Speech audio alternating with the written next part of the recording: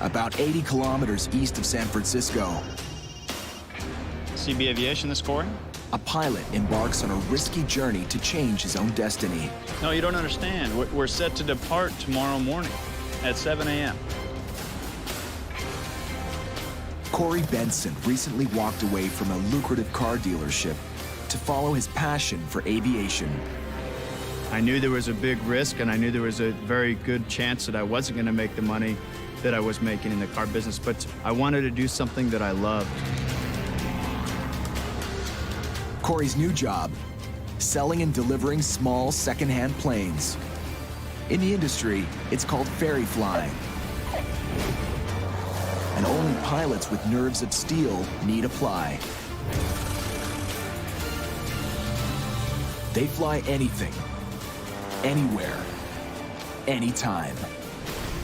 From single-engine planes, through turboprops, and multi-million-dollar jets. If it has wings, they'll take it, no matter how far. Well, we're not in Kansas anymore, man. Or how dangerous. Bro, that's bad. It's a radical career change, but Corey is committed. I'm the type of guy that when I decide I'm going to do it, I'm going to find a way to make it work. I never look back. I don't want to get back in the car business. I've basically put all of my eggs in this one basket, and I will make it work. And here's the plane that Corey hopes will jumpstart his dream.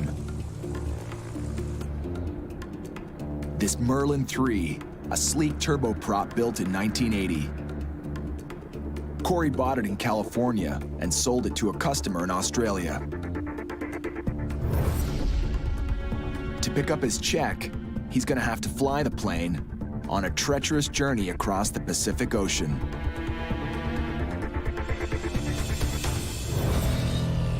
The problem is, the Merlin doesn't have the fuel capacity. So Corey's hired a team of aviation mechanics to install an auxiliary fuel system inside the cabin. A retrofit that will turn the plane into a potential flying bomb. So let's go and check the system out that we're gonna stick in the aircraft. Everything's new and unfamiliar, especially this jury-rigged backup fuel system. So let's say that you want to use the right tank first. What you do then is that you open this valve here, and you open this valve here. Okay. The fuel control panel was built with a mix of aircraft, automotive, and plumbing parts. Put this the way it should be, okay? It's gonna be this way.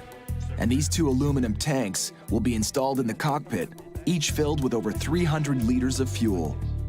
Let's disconnect this one here It really looks kind of rinky-dink. and put it on this side. You're starting to make me a little nervous. You're thinking about that there's going to be 9 hours we're going to be over water, and we've got to control the fuel tanks on top of that.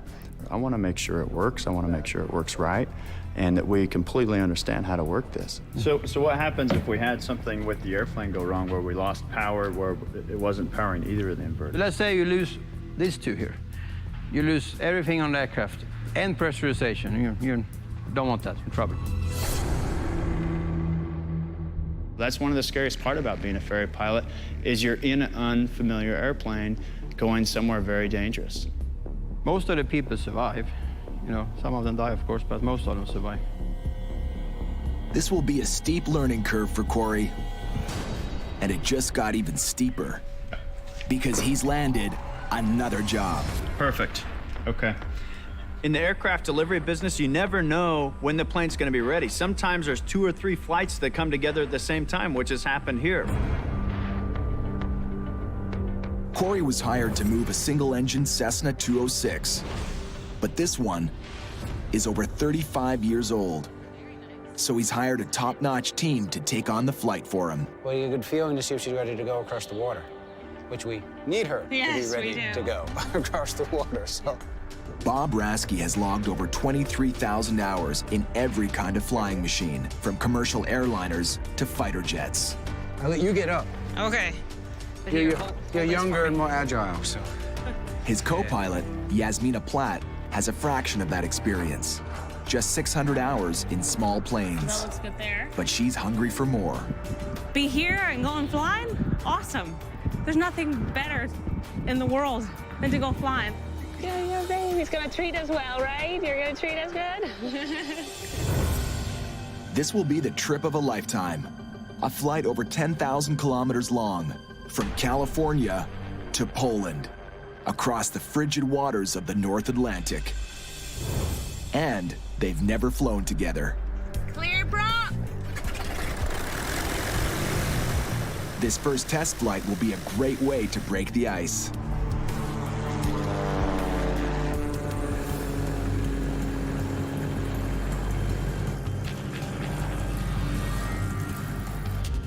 The engine sounds good though so far.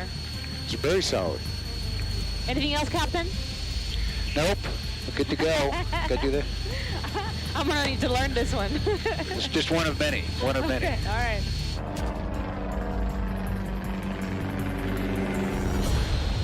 Whoa. But just minutes into the test flight, Look at that thing. It doesn't respond. the old Cessna is misbehaving. Oh, it's not working? Nope. Uh-oh. The left aileron trim is not responding.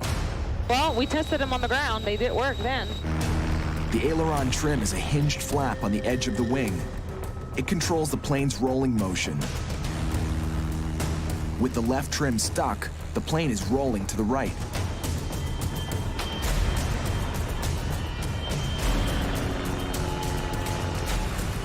They're coming down. Okay, so descend. Bob decides to land. But he fights to control the plane.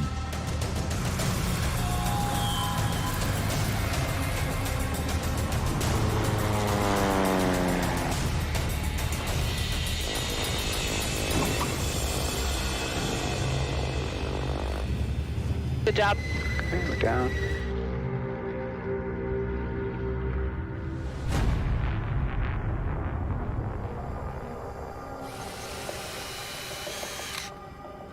Could just be old. If it can break, it will. Back in the hangar, the mechanic discovers serious evidence of neglect. You know, it could be caused just by the age of the aircraft or just the fact that it's been sitting for so long. We thought we had a safe airplane. It will take some detective work to figure out why the aileron trim got stuck, and whether this is an isolated incident or a sign of even bigger problems.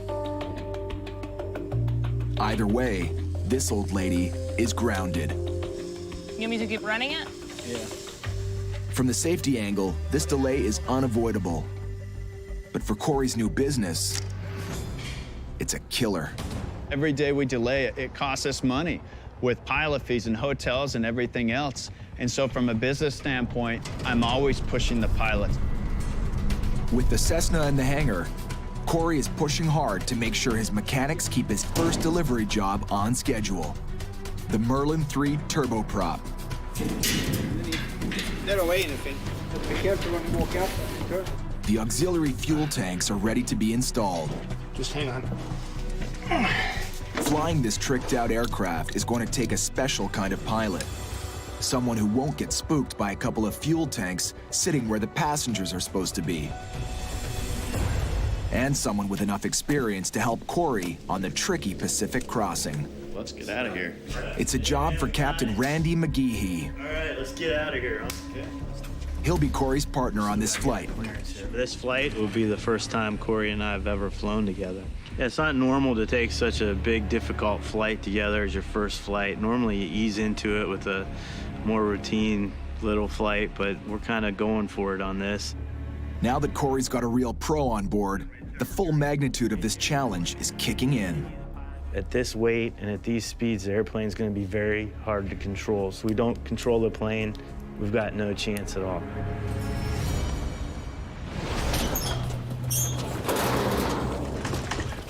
Most of the added weight is fuel. And now the tricky part, not to spill. Smell that Jet A. And with 2 extra fuel tanks as front row passengers, this plane delivery is definitely not business as usual. Now, this is the first time I've ever fueled an airplane from the inside. But just when they're finally ready to go, a heavy fog rolls in. This is really low. We can't take off like this. Not with the weight that we're at. That's what we're trying to do today. I don't want to be stuck here. We need to get this airplane down there. We can almost see the control tower now. You've got different... Control tower? Control tower's right there. All I see is a bunch of milky white fog. You can't even see the taxiway or the runway. Corey and Randy haven't even left the ground yet, and already they're in a standoff. We're overweight. We're not going to have great climb performance. We've got mountains out here. I mean, if things go really bad, we could end up dead. We're going to go when it's clear, and that's when we're going to go. All right, and that's the end of it. All right.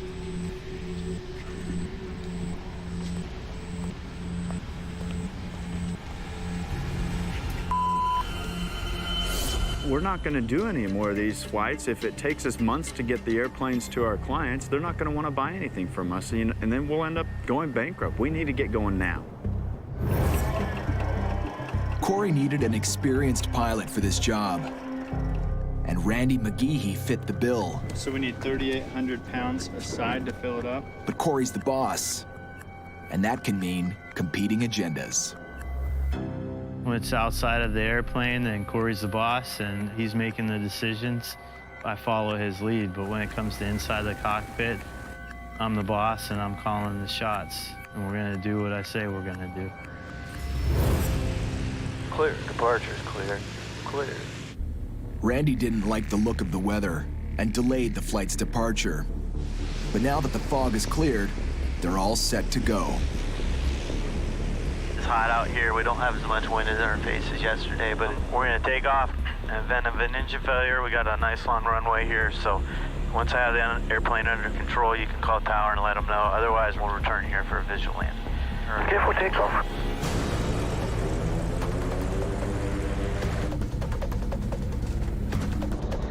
Just gonna use all the runway we can. Normally they'd be in the air by now, but they're halfway down the runway and the plane isn't lifting off. 100.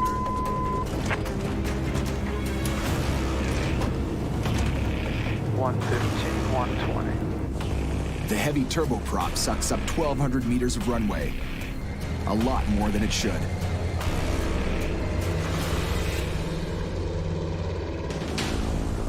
This plane is just a pig, you know? That's not fair. We're just always so overhead. Yeah, we're 15,000 pounds right now. They should be climbing 4 times faster. The winds down here are actually less. Our fuel flow is higher because we're so much lower than we thought, but we don't have the performance to climb up there. At this lower altitude, the denser air puts more drag on the plane, which burns more fuel. They'll need to climb up to where the air is thinner and keep an eye on the fuel gauges if they want to make it all the way to Australia.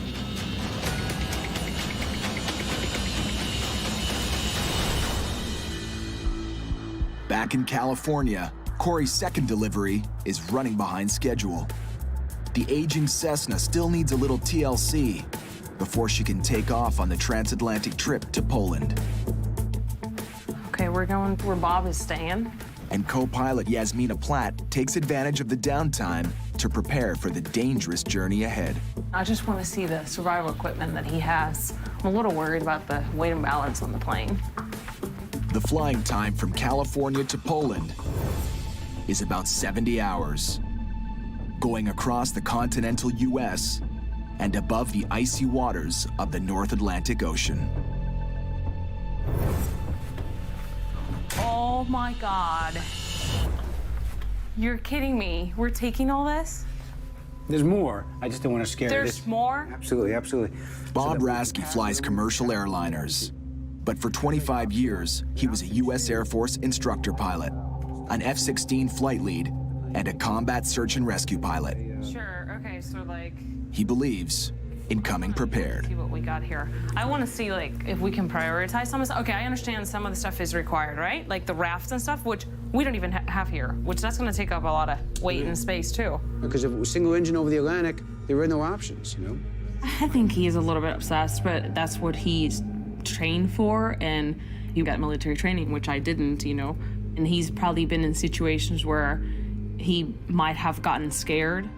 We have to take the required items. Sure. And that's actually A lot of these things are required out. Even a U.S. flag. Yes, even the U.S. flag, because this can give you motivation out there, give yourself a sense of, I'm gonna live, Wave it. I'm gonna make it, you know? Her concern is the airplane gets there on time, meeting a delivery schedule, and that's a very valid concern. My concern is the plane just gets there, period.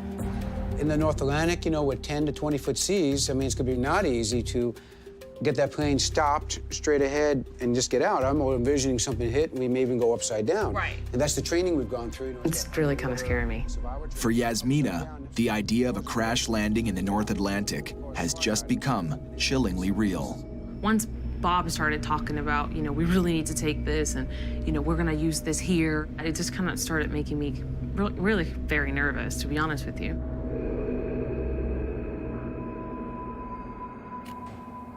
The next morning, Yasmina gives the plane a thorough safety check. It's very serious. We're losing fuel. And, you know, that's just on the ground, but if we did go up in the air, who knows if we would be losing even more fuel. A few hours ago, she thought Bob was being overly cautious, but the fuel leak has proved him right. You see how it's leaking, right? Like through the fuselage? Uh-huh, yeah. That one's really weird. And then it goes all the way back, and then it's dripping down here. So really, we have two. How frustrating. The airplane mechanic takes a look and doesn't like what he sees. You could have caught fire when you're flying with the engine running. When your exhaust is right here, right next to where it's leaking. Yeah, fire is the second thing I'm mostly scared of. The combination of fire and ocean would not be good. Yeah. Although, I think I would still put it down, because I think I would still rather go down in the ocean than be burned. Fixing this new problem means more delays. That's okay with Bob, because with his kind of experience, he's got nothing to prove. You know, fuel, hot, metal, not a good combo, so we don't play around with that. The plane's not going to move until it's fixed. I'm not under the clock. I don't have any pressure. We want to get plane, us, there safely. Number one goal. Almost 2,000 kilometers away, off the coast of California, Corey and Randy are fast approaching the halfway point on the first leg of their journey. So, it's time to make a critical decision. Our fuel burn is higher by 500 to 600 pounds, which is half our reserves. One more strike and we're pretty much out of the game. We're really gonna have to consider turning around. Ferry pilots call it the point of no return, when there's enough fuel left in the tanks to turn around, but if they go any further, there's no coming back. This is literally the point. We gotta get it right for real. They've burned more fuel than they expected, and the auxiliary fuel tanks don't have gauges, so Corey estimates the amount of fuel they have left by checking the tanks manually. We're burning more fuel than we expected to burn. We're 8,000 feet less than we thought. Randy goes through another set of calculations before making his decision. Yeah, that's 70 more gallons an hour, and we're looking at almost 8 hours, so that leaves us with 300 in the tank. But the winds are gonna die down, and we're gonna do better on this. We're gonna make it up. We're good. We're going. We're going.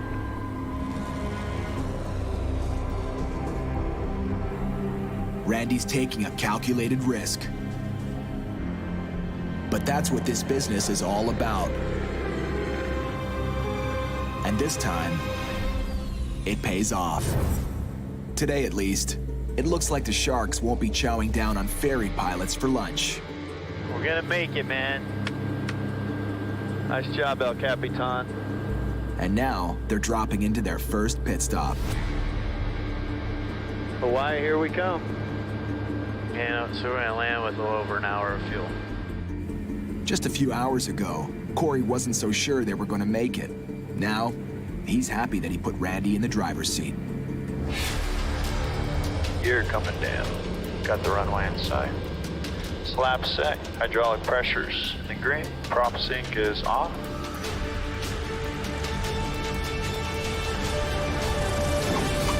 Nice. Nicely done.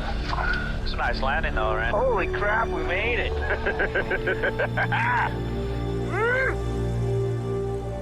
Congratulations. Right, thank you. In Hawaii, they get the traditional greeting. But Corey and Randy are on the lookout for the gas man. I don't care if we got fuel spilling out. We don't care if you spill a little bit. We're gonna measure, we wanna get a precise amount of how much fuel he's putting in, both tanks, so we can then subtract how much fuel we burned over the first leg, and so we know exactly how much fuel we burned. They made the first leg from California to Hawaii with just 1 hour of fuel left in the tanks. Next stop, Pago Pago in American Samoa. And this time, they want to be dead sure they won't run out of fuel before they get there. Yeah, let's get out of here because I can tell the way the air feels, it's really hot and humid. So as the day progresses, that air's gonna heat up and those thunderstorms are building. Yeah, let's get the hell out of here.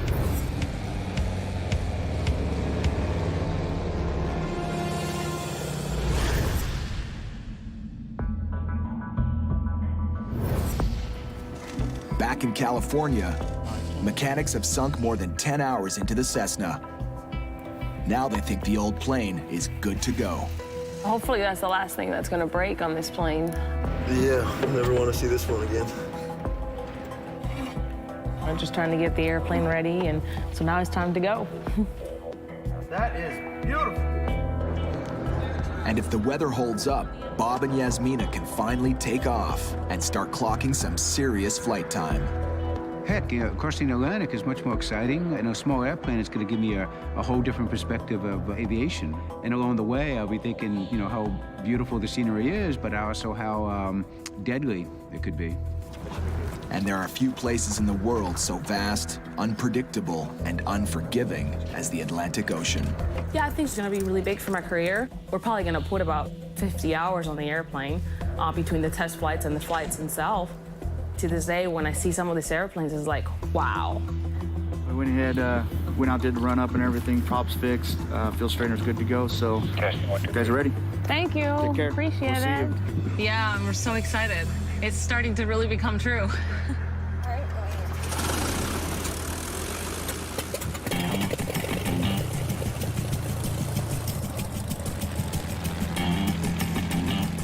All right, we're good. Good to go? Good to go.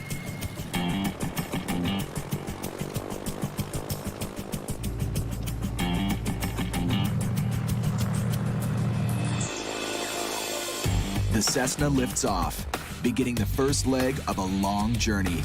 Destination, Poland, via the east coast of the United States. The engine sounds pretty strong, right? It does, I like it. It's gonna be like 7 hours, 6 hours, 7 hours of it. Yeah, so there's the Golden Gate. Wow, absolutely beautiful day in San Francisco Bay. Now look, if guys can make it from Alcatraz and swim to the shore and survive, then we can make it in the middle of the North Atlantic if we need to. You right? want to try it before we go? Like you would. 399 can take off from center one. Oh. Whoa. 20 minutes out, the old Cessna runs into a patch of rough air. Whoa. Whoa. We're getting this turbulence. Whoa. The first sign of trouble ahead. Whoa. Any rougher, these winds could do some serious damage. Hey, your seatbelt on? Good? Yep. Okay. Whoa. Bob decides to climb higher, hoping to escape the danger above the clouds. Hang on. Okay, going up to 1,000, right? Yes. Oh, hold on. Oh. This plane just can't climb,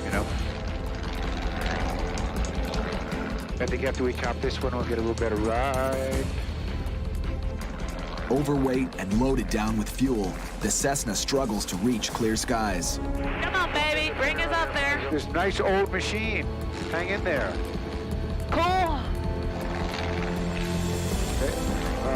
There we go. In the clear, in the clear. At this altitude, the aircraft is out of the danger zone. No, whoa, it's clear ahead now. Woo! I like it. 6,000 miles to go, okay? Yay! But all it takes is one short moment for everything to change. Oh, what's that, man? Okay. Here, I got the airplane. Look Oh back my here. God. As soon as they reach their cruising altitude, a heavy stream of fuel starts flowing out of the right wing. Hey, Center, this is 2192 Quebec. Go ahead.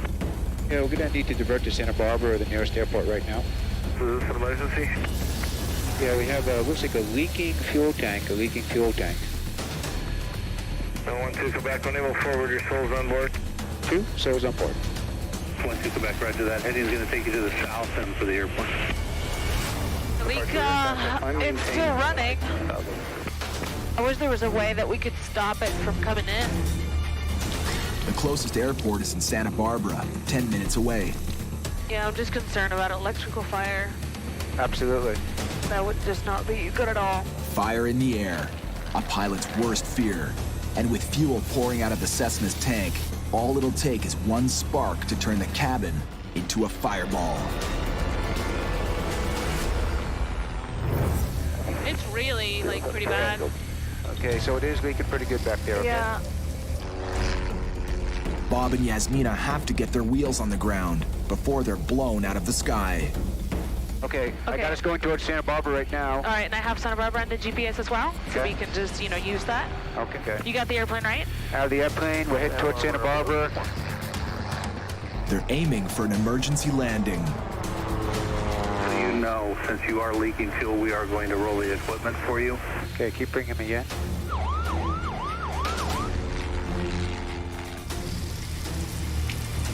Wow, it's coming to the door. Okay, so what's the distance to Santa Barbara right now?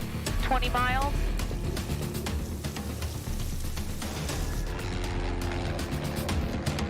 Will you be able to make the descent from your present position? We can. On the ground, emergency response units rush to the airstrip, preparing for the worst.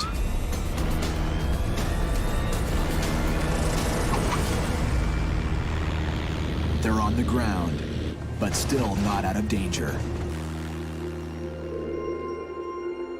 Bob unscrews the fuel cap to release pressure and explosive fumes from the tank. As the emergency crew takes over, Yasmina finally allows herself to think about how close they came to total disaster. This could have been really bad. We could have had an electrical fire in in a second. And imagine on top of that, it would have happened over the water. Now we're really screwed. Now we have an engine on fire, and the only place we can go is the water. That's all that you're thinking, really. Halfway across the Pacific Ocean, just south of the equator, Corey and Randy are flying straight into a dangerous roller coaster ride with a very scary name, the Intertropical Convergence Zone. This is really dangerous. Turbulence down here is extreme. There are like little bombs going off everywhere. It's like a deadly beltway that circles the globe, where warm sea temperatures lower the surface air pressure and create a massive, violent mixture of wind surges, clouds, and rainfall. So we're either gonna have to punch through, or we're gonna have to divert a couple 100 miles, and I don't think we got the fuel for that. Holy crap! Feel that? Well, if we get severe turbulence, especially with how heavy we are, the wing can be damaged. I'm gonna slow it down here. Okay. Randy cuts back on the throttle and reduces their speed, but the wind resistance will cost them fuel. In case we run into any really bad bumps, we won't break our airplane. They've traveled more than 6,000 kilometers since leaving Hawaii, and after a quick refuel in American Samoa, they're nearing their next pit stop in New Caledonia. So Corey tries to contact the small island's airport. Damn it. Why is this thing not working? But the signal goes dead. There's no one out there. Freaking hey, man. His last option is the satellite phone.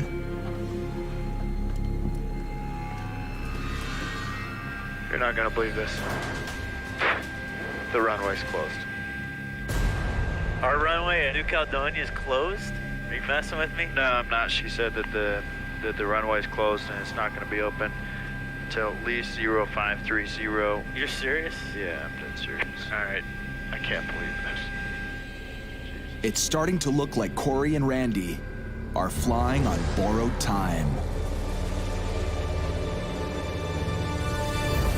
On the other side of the Pacific Ocean, back in California, the tired old Cessna with a leaky fuel tank is going in for yet another checkup. You can bring it over this way a little more.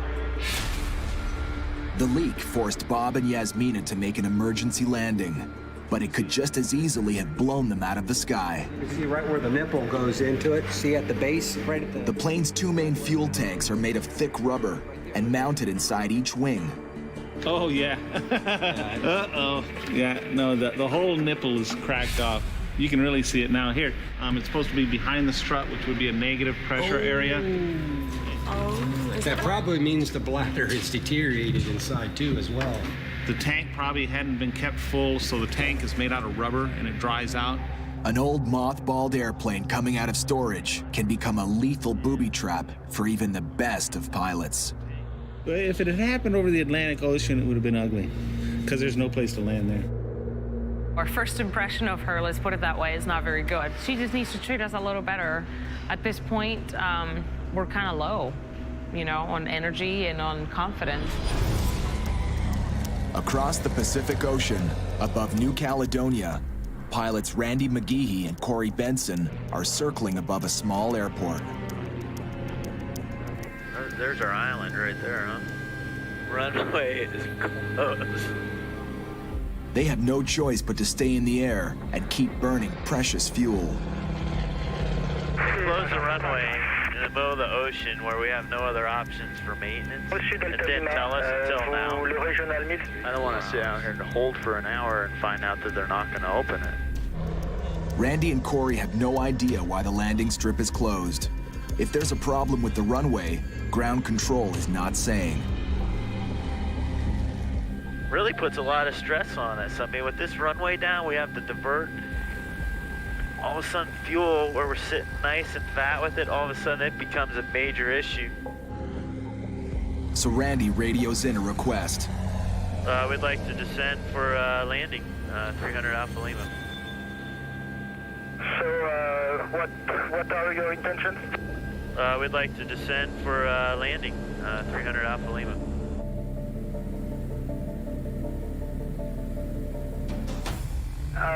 Now runway is open. Call me back on the right-hand downwind, 11. Only moments after denying permission to land, the New Caledonia flight tower opens the runway. Crisis averted. Thanks for putting me in the middle of nowhere, buddy.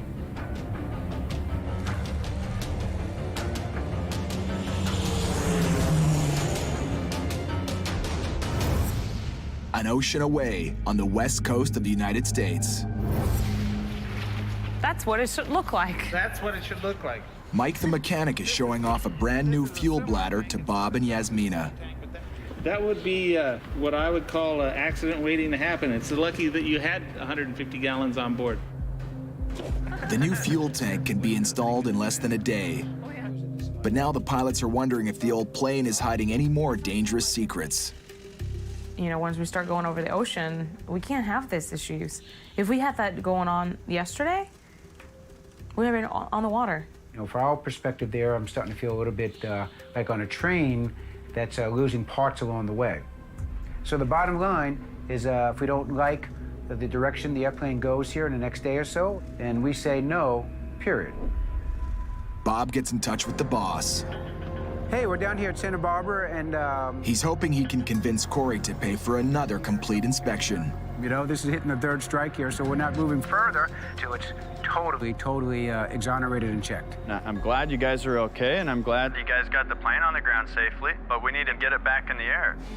The company needs it in Poland as soon as possible. Personally, I'm not comfortable moving forward with this airplane until it's thoroughly checked by an independent source again. We're hired to move the airplane. We're not hired to do additional inspections. This aircraft has already had 2 previous inspections and deem it safe, so I don't know why we're doing additional inspections and wasting more time when we've got the skydive company in Poland super frustrated wanting their plane right now. Corey's time is Corey's money. And he knows that if a good mechanic looks hard enough, he can always find something to fix. We're surrounded by this concept of go, go, go. Time is something I can control just by saying yes or no. And by saying no, it gives me the time to make sure that everything's right. And it's about being right. But Corey's not all business. He's also a pilot. So he finally chooses to listen to his better instinct and agrees to the additional round of inspections. Because this is our last good check, you know, and you guys have been all over it, so. Yep, no problem. And if it costs Corey, good. At least it keeps Bob happy.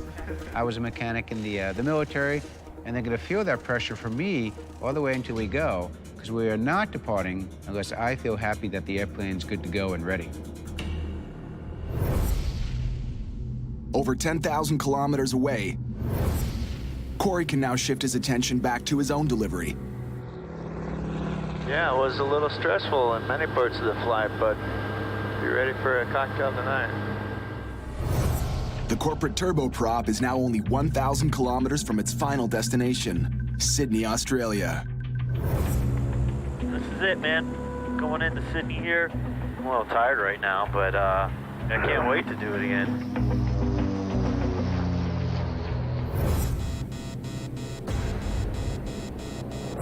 Holy crap, that's not good. That light means we have 10 minutes left of fuel. Holy The warning light indicates that the transfer fuel pump is malfunctioning and their auxiliary fuel is not getting to the left engine. I don't want to be freaking swimming in the ocean, dude. They have 10 minutes of fuel left in that engine. When it runs dry, the engine will fail. We're expecting the left side, that's going to be this switch. The fuel shut-off switch, we're going to close. Hydraulic shut-off switch, close.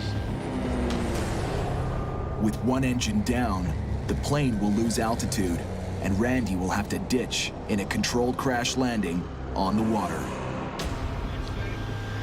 Right now, at any time if it's going to go. It's been 10 minutes.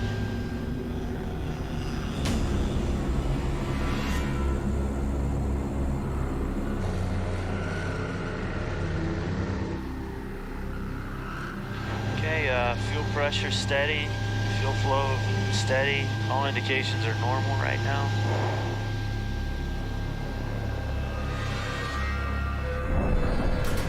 Feel that? The low vibration reverberates through the plane. It sounds like they just lost the left engine. Oh, maybe we still show we have fuel. That's a good thing. That thing scared the crap out of me. Come on, baby. The minutes pass. The engines continue to fire. The problem seems to be a faulty warning light. Thank God. It's the longest 10 minutes of my life. Yeah. I think we're out of the danger zone, so let's just keep going ahead here, okay? Okay. Awesome.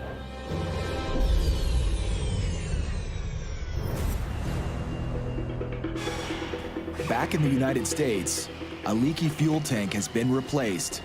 And now Bob and Yasmina think they might be able to coax the old plane into taking off and heading out for the long haul across the ocean. So Mike and Kim, would you take this airplane to Poland now when it leaves the hangar? Sure. The two pilots have been trying to put California in their rearview mirror for over a week now.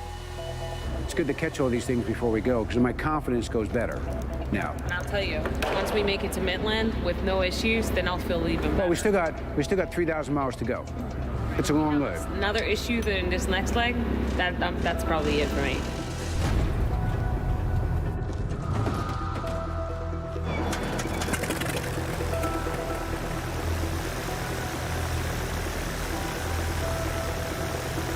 But it looks like today might be the day. The mechanics have signed off on the plane, and the pilots are ready to take the aging Cessna across the continental U.S. with 2 pit stops, one in Texas and the other in Tennessee. By nightfall, they should be in Rhode Island.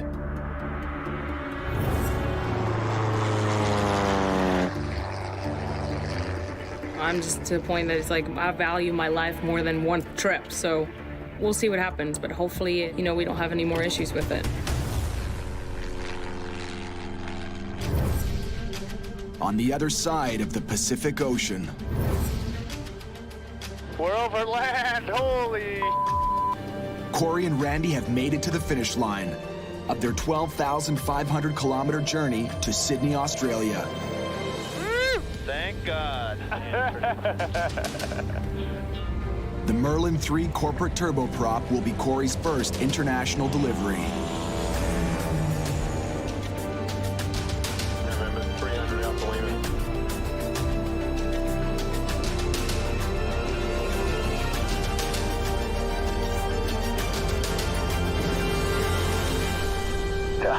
Nicely done. Woohoo! Corey knows he couldn't have done it without Randy. People can say whatever they want about it. I mean, you and I did it. We brought this thing across an ocean. Fuel problems, airplane problems, weather problems, with just little teeny postage stamps of land in between. A plane that's not made to do that. And we did it, you know? What a trip. I feel great. I got goosebumps right now. It's a fun trip, great trip, good to be here. It was an adventure of the lifetime. Minutes after touchdown, Corey gets ready to meet a happy customer. And for the first time since he took off, he's starting to feel confident that his new business is going to fly. Very excited to see this airplane. I can't wait to see his face. He's going to be very happy with it. This airplane, all in all, is a very nice aircraft. Wow. I think it exceeds all of his expectations. Thanks so much. It's gonna sit on my desk. Thanks, guys. Yeah. Hope it was worth the wait there, you know? I thought it was just going to be, you know, sit up there and set the autopilot and read a magazine and hang out. And that definitely was not the case. This trip is probably one of the most dangerous trips you can do.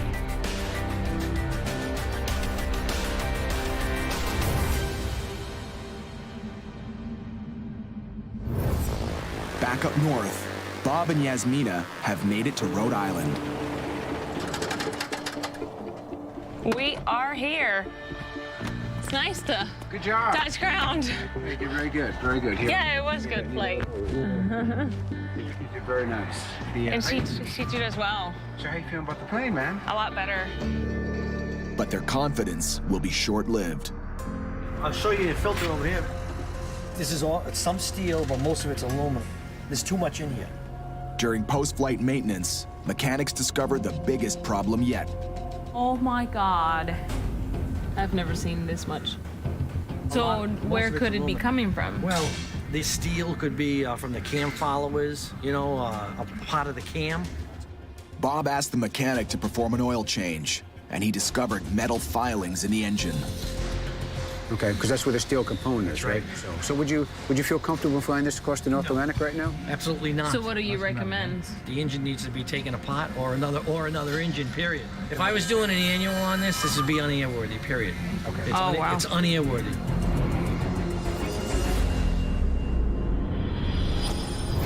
Next time on Dangerous Flights. That's not how it works. We cannot authorize work on someone else's airplane. The tired old Cessna becomes too high maintenance, and her pilots threaten to walk. It might be time to hand it off to somebody else. And a new delivery job is heading straight into the path of a monster hurricane. Oh my God, lightning strike.